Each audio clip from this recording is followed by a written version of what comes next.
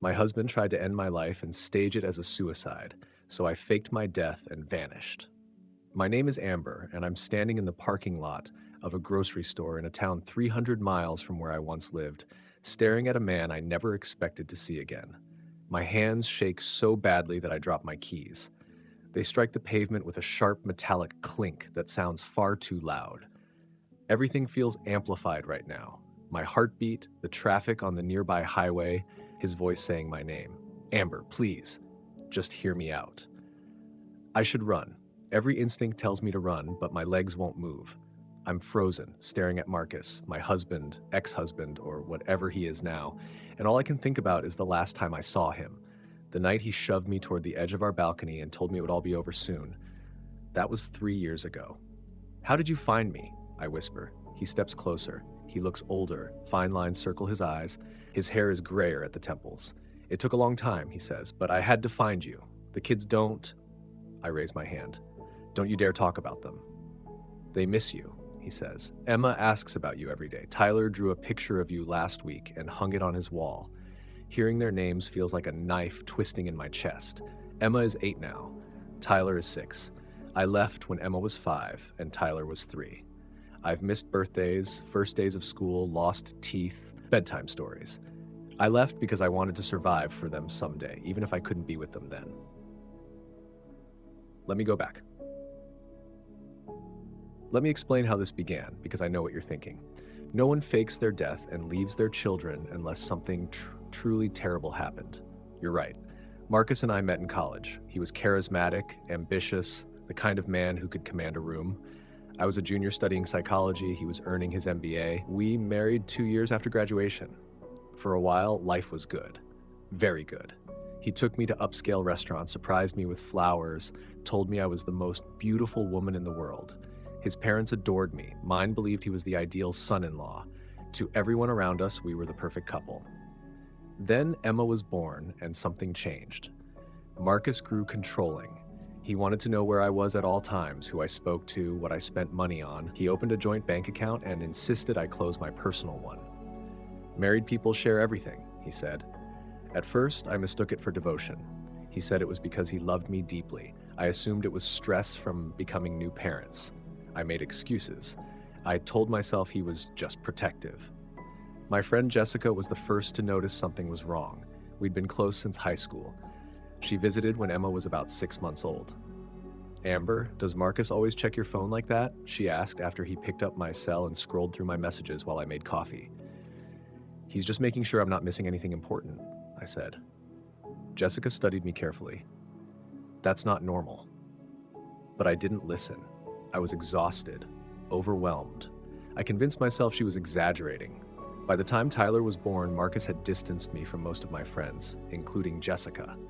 He called her toxic, said she was trying to damage our marriage, claimed real friends wouldn't criticize him, so I stopped answering her calls, stopped replying to her texts.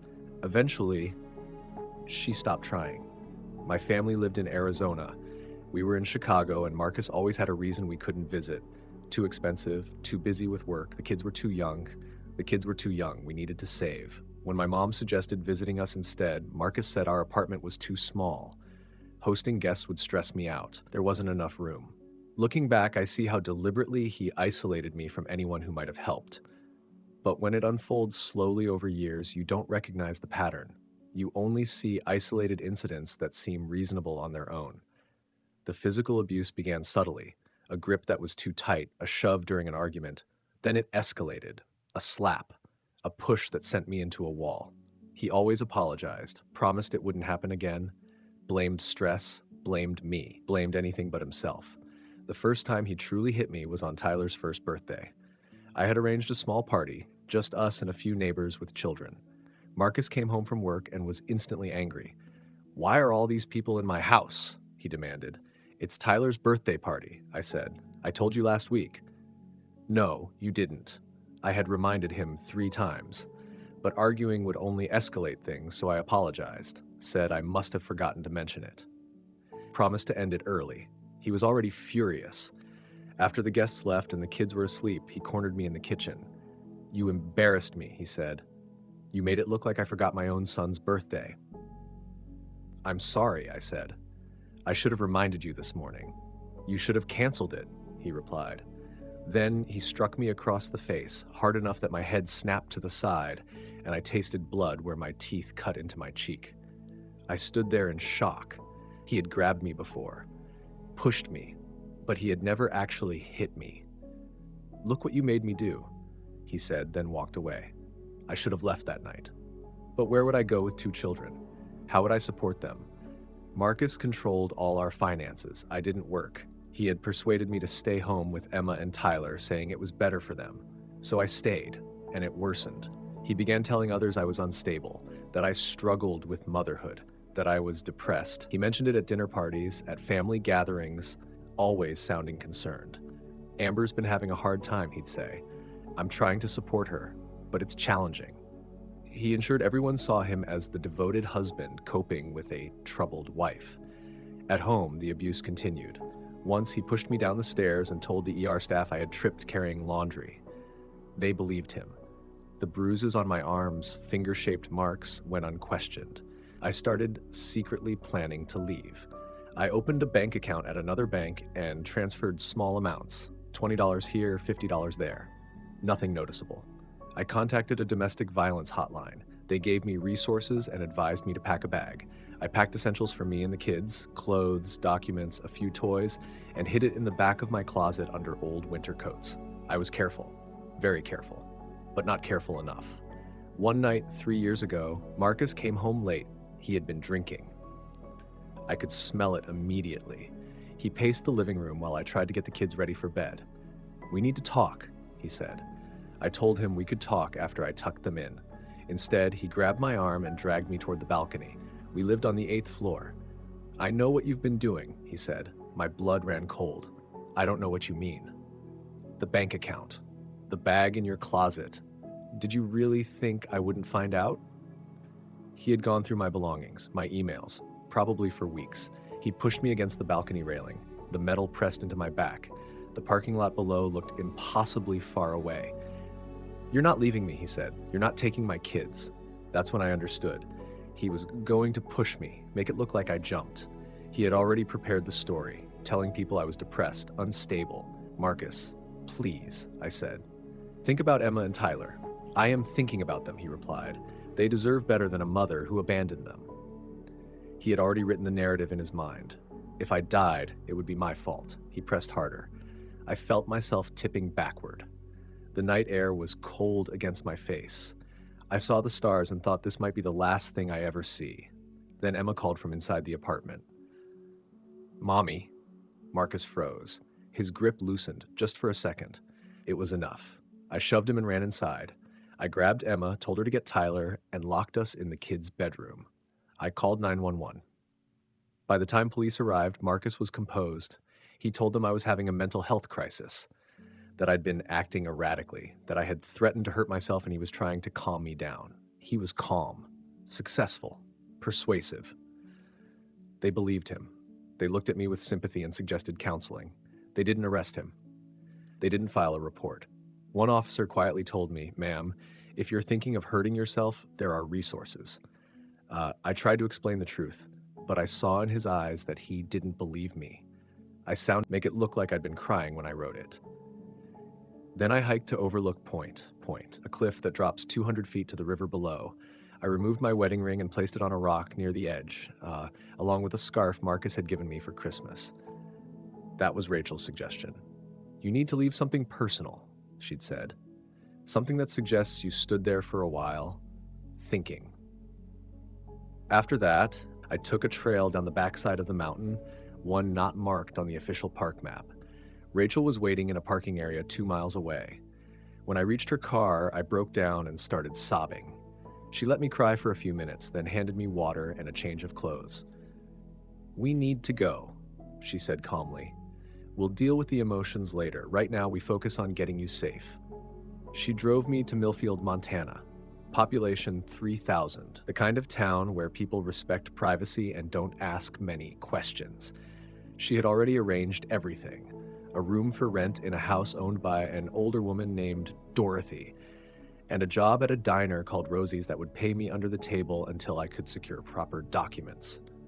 "This is Claire Anderson," Rachel told Dorothy, introducing me under my new name. "She's looking for a fresh start." Dorothy, who appeared to be in her 70s, looked at me with gentle eyes. "Aren't we all, dear?" she said. "Rooms upstairs, bathrooms down the hall, rents due on the 1st. That was it. No questions about my past. The first few weeks were the most difficult. I worked double shifts at the diner to stay busy, to avoid thinking, to resist checking the news. Eventually, I gave in. I went to the library and used one of the computers. "Missing woman presumed dead in Devil's Canyon," the headline read. The article said my car had been found.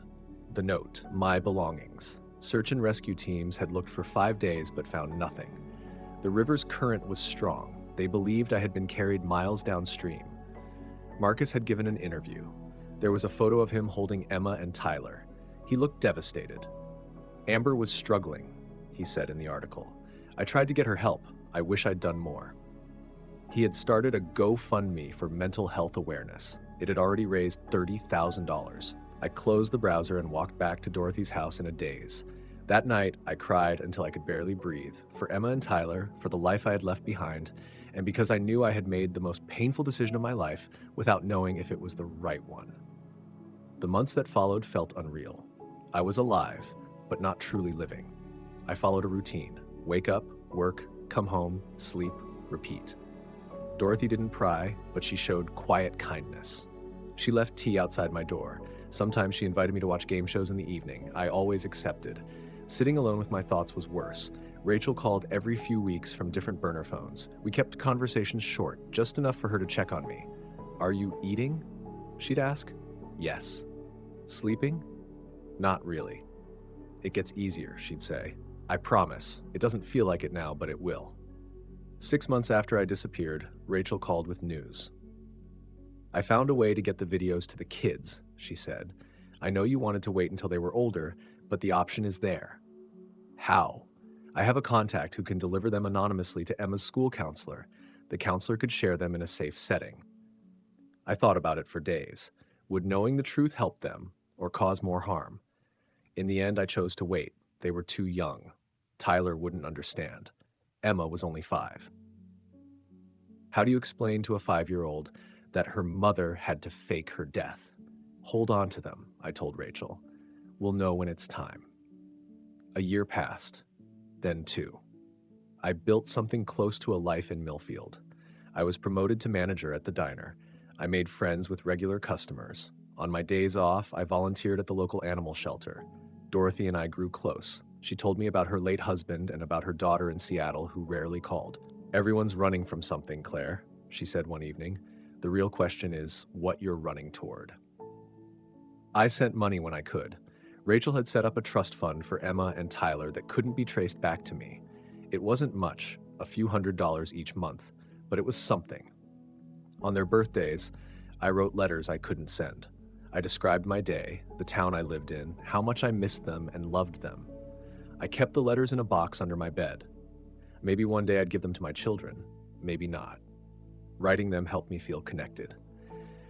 I thought about Emma and Tyler every day, wondered what they looked like, if Emma still loved drawing, if Tyler still insisted on wearing his dinosaur shirt 3 days in a row. Occasionally, I checked the news. Marcus had become a public figure.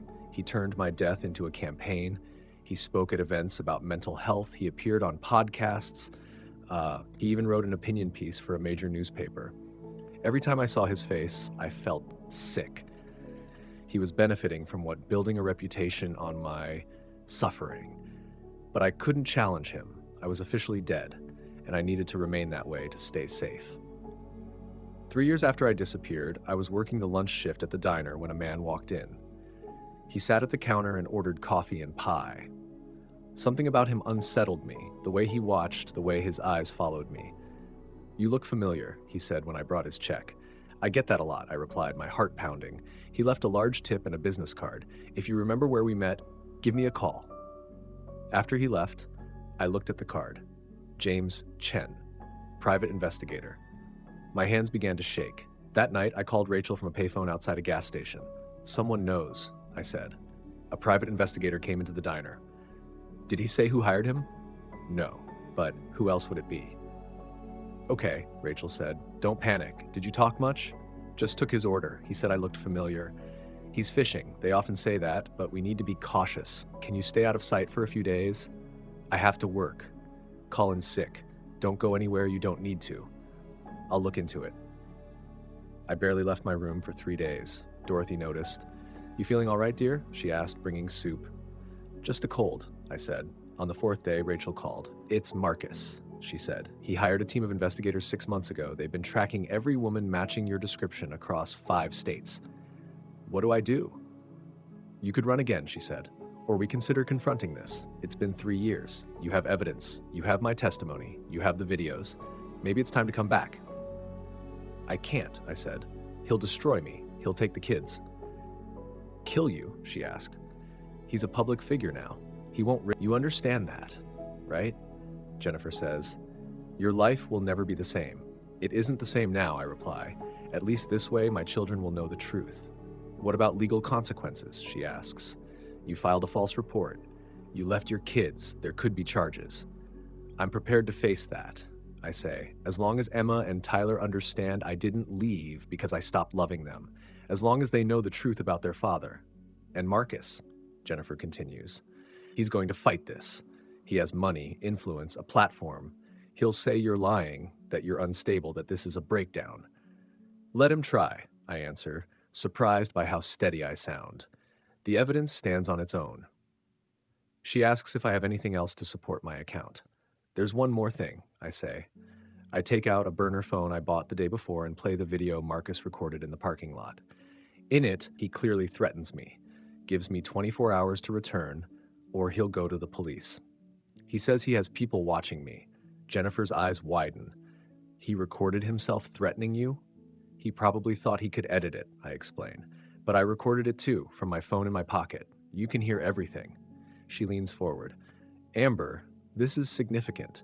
He hasn't just abused you. He's built a public career on a lie, raising donations, giving speeches, publishing articles based on your supposed death. And now he's attempting to blackmail you. Can you run the story? I ask. I can, she says carefully. But once it's public, there's no reversing it. You'll face scrutiny. Some people will support you. Others won't. Marcus will go on the attack. It will be intense. I understand. And there may still be legal consequences. I know. Then we do this properly, she says. I verify everything. I speak to Rachel. I confirm records with the domestic violence hotline. I contact the ER. This has to be airtight. For the next 2 days, she investigates. She interviews Rachel, who explains how she helped me leave. She confirms that I contacted the domestic violence hotline multiple times before I disappeared. She secures my medical records from the ER. She also uncovers other stories. Marcus had a college girlfriend named Lisa. Jennifer tracks her down. Lisa describes the same behavior: control, jealousy. He pushed her during an argument. After she ended the relationship, he stalked her for months. Then there's Kayla, who worked with Marcus 5 years ago. She says he made her uncomfortable, stood too close, touched her arm unnecessarily. At an office party, he cornered her and tried to kiss her. She reported it to HR. Marcus denied it and claimed she was retaliating after he rejected her. HR believed him. Kayla left the company. A pattern becomes clear. Marcus isn't just abusive. He understands how to manipulate people and systems to protect himself.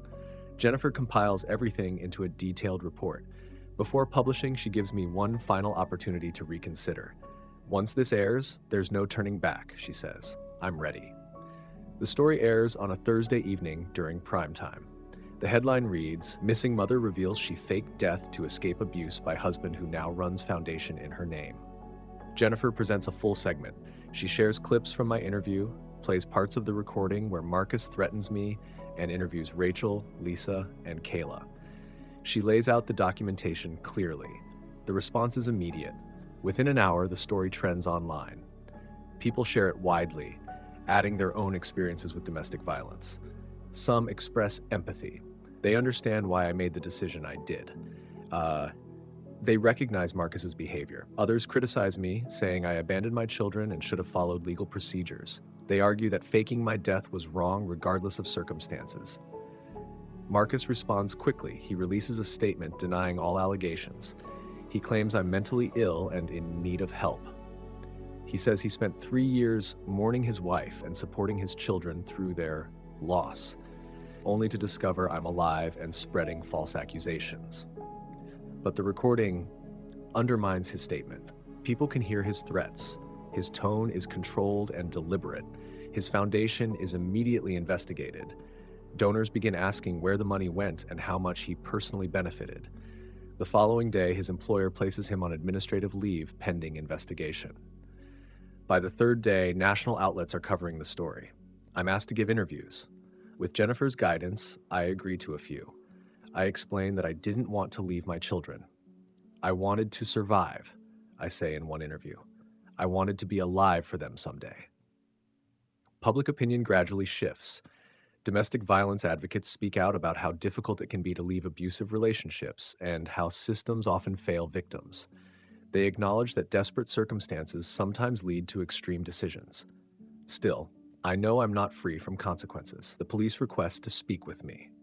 I hire an attorney recommended by Rachel, Patricia Chen, who specializes in cases involving survivors of domestic violence.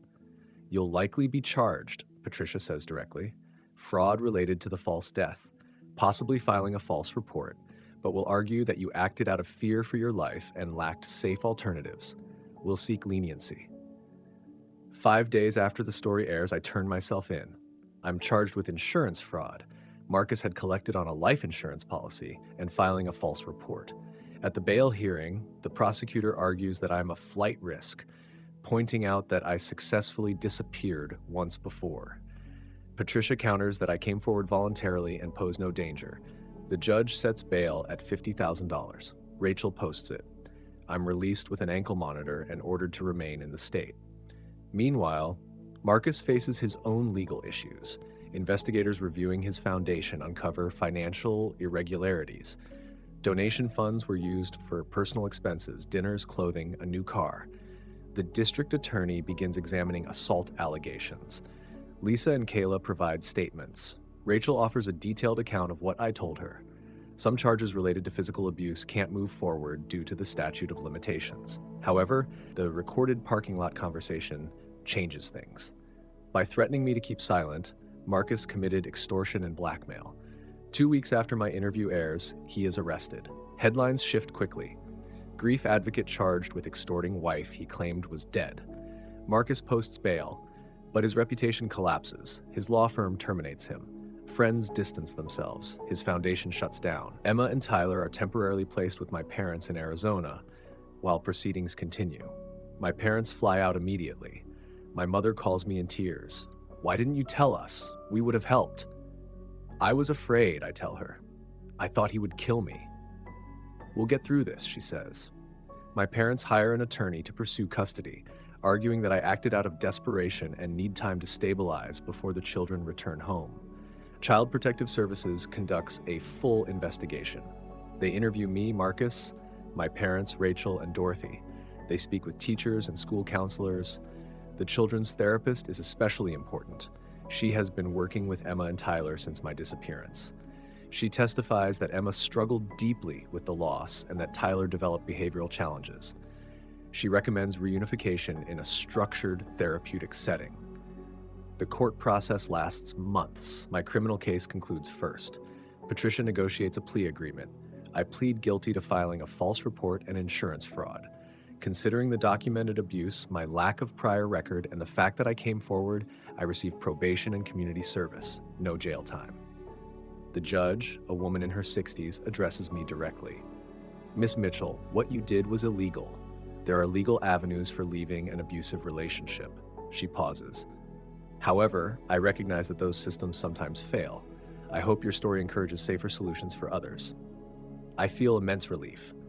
I had prepared for prison. Marcus's case ends differently. He is convicted of extortion and blackmail. Civil suits follow from donors who contributed to his foundation under false pretenses. He receives 3 years in prison and is ordered to repay misused funds. The custody case is the most important outcome. CPS recommends that Emma and Tyler be placed with me, with support from my parents. They note that while my decision was extreme, it was motivated by credible fear for my life and that I have complied fully with all requirements. Marcus contests custody from prison, arguing abandonment and unfitness. The court disagrees. Based on the pattern of abuse and the documented threats, his parental rights are terminated. 6 months after the story breaks, Emma and Tyler are coming home. I move into a small house in a Denver suburb near my parents, who relocate from Arizona to support us. Dorothy moves too, renting the basement apartment and helping with childcare. Rachel is there the day the children arrive, along with my parents. A social worker brings them. Emma is almost 9, tall, with my eyes. Tyler is 6. He resembles Marcus, which is difficult, but he has my smile. They both appear uncertain. I kneel to their level on tighter. We remain like that for a while, simply holding each other. After some time, my mom brings out cookies and milk. The kids are shy around her at first, but she's gentle and patient. She has always connected well with children. Dorothy shows Emma and Tyler their bedrooms. I tell them they can decorate however they like. Emma chooses purple walls and a bookshelf. Tyler wants everything dinosaur themed. That first night, I tuck them in the way I used to when they were younger. "Mommy," Emma asks as I turn off her light. "Yes, honey? Are you going to leave again?" The question hits hard. "No, never, I promise." "But you promised before," she says. "When you left, you said you'd see me soon." She's right, I did promise, and I broke it. "You're right," I say, sitting on the edge of her bed. "I did promise, and then I left. I can't undo that, but I can promise you this. I will never leave you again unless I absolutely have to, and I will always tell you the truth, even when it's difficult." "Okay," she says, still unsure. "I know trust doesn't just come back," I continue. "I have to earn it, and I will. I'll be here every day showing you that you can count on me." She thinks for a moment. "Can we watch the videos? The ones you made for us?" I pause. "You know about those?" "Grandma told me. She said you made videos before you left, explaining things." "Do you want to see them?" She nods. I get my laptop and pull up we watch them together, Emma, Tyler, and me. In the videos, I look younger and afraid, but the love is clear. When the version of me on screen says, "I will never stop loving you. I will never stop fighting to come back to you," Emma turns to me. "You did come back," she says. "I did," I reply, "and I'm not leaving again." Tyler, who has been quiet, finally speaks. "Where's Daddy?" It's the question I've been expecting. "Daddy is somewhere he needs to be right now," I answer carefully. "He made some bad decisions and is dealing with the consequences." "Did he hurt you?" Emma asks.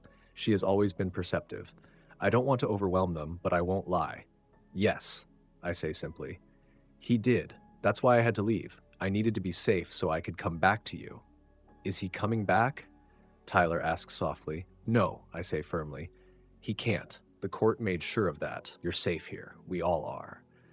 The transition isn't easy. Emma has nightmares. Tyler wets the bed. Both struggle at school. Emma's grades fall. Tyler gets into fights. We all attend therapy, individually and as a family.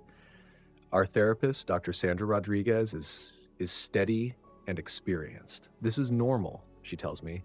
"They've been through significant trauma. They thought their mother died, then she returned. Their father was arrested. Their world changed overnight. It will take time." "How much time?" I ask. "As much as they need. The key is consistency. Show up every day, prove you're not going anywhere." So I do. I show up. I pack lunches, help with homework, attend soccer games and school plays, read bedtime stories. I allow them to express anger when they need to. 2 months after they move in, Emma explodes. "I hate you," she shouts. "You left us. You chose to leave. It hurts, but I stay calm. You're right. I did leave. You have every reason to feel angry." "Dad said you didn't love us," she cries. "He said we weren't good enough." "Emma, look at me," I say gently. "That is not true. I left because I loved you. I left so I could survive and come back. Your dad wasn't honest about many things." "How do I know you're not lying now?"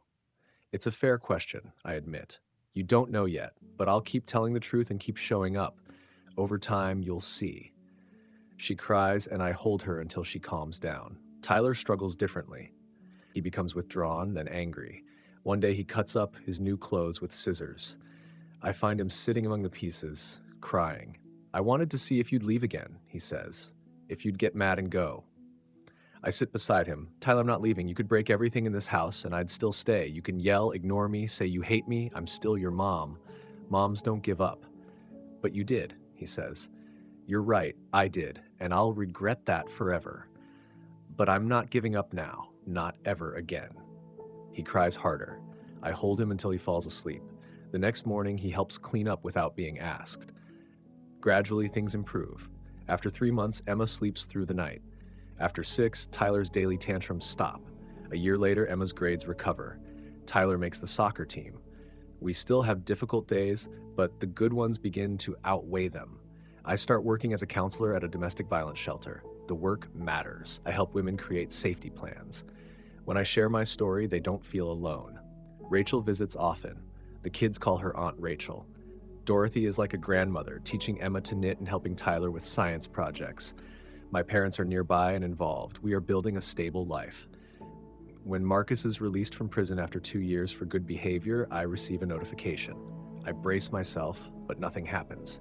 A week later, a letter arrives. It's from him. In it, he apologizes. He says he's giving up any remaining parental rights, leaving Chicago, starting over, and won't contact us again. Patricia confirms the paperwork is legitimate. Marcus no longer has legal rights to Emma or Tyler. I feel conflicted. Part of me doubts him. Part of me hopes he means it, for the sake of anyone he might otherwise hurt. I don't tell the kids about the letter. Not yet. 2 years after Emma and Tyler return, Emma asks if she can write about me for a school project on a personal hero. Why me? I ask. Because you're the bravest person I know, she says. You saved yourself, then you saved us. Her essay wins an award. At the ceremony, she dedicates it to me, saying survival is only the beginning. It's what you build afterward that matters. Afterward, we celebrate with ice cream, a family tradition. Tyler asks, do you ever regret it?